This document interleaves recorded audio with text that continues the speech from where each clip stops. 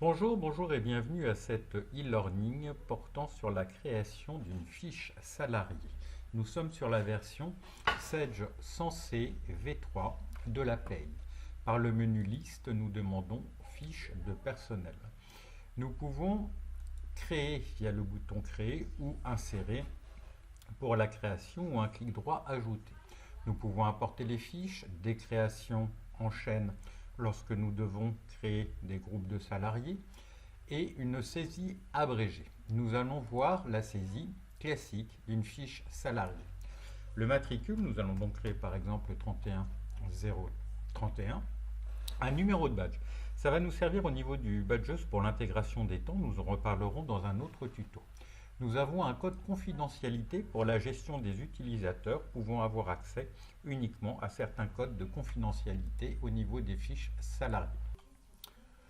Nous allons donc créer le salarié Pierre, donc le prénom Vincent.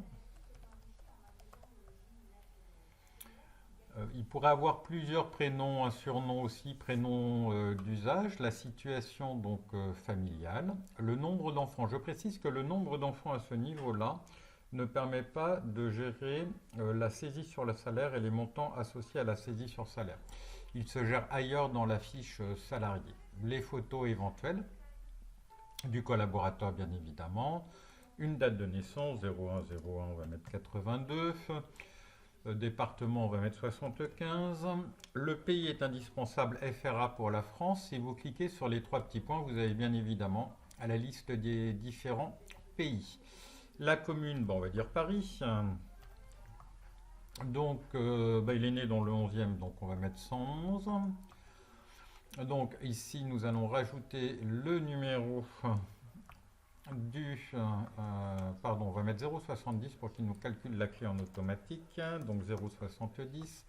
Il va nous proposer un calcul de la clé en automatique, on va lui dire oui. Le numéro de carte de séjour, si vos collaborateurs viennent de pays étrangers, bien évidemment avec la date d'expiration et délivré par.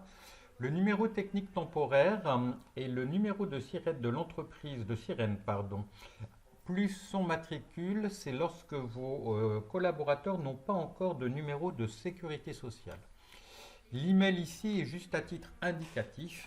Il ne servira pas pour la dématérialisation des bulletins, puisque c'est dans l'onglet coordonnées au niveau de l'information professionnelle où l'email professionnel nous servira et pour l'ID dématérialisation si vous dématérialisez vos bulletins de salaire, ainsi que l'ID du SE pour Sage Espace Employé, qui est donc un module pour la gestion des absences et des congés. Voilà pour le premier volet de la fiche état civil. Nous allons donc passer maintenant, nous avons survolé, coordonnées, mais il n'y a rien d'extraordinaire dans ce volet-là. Nous passerons au volet contrat sur notre prochain tuto. Merci de nous suivre et au prochain tuto.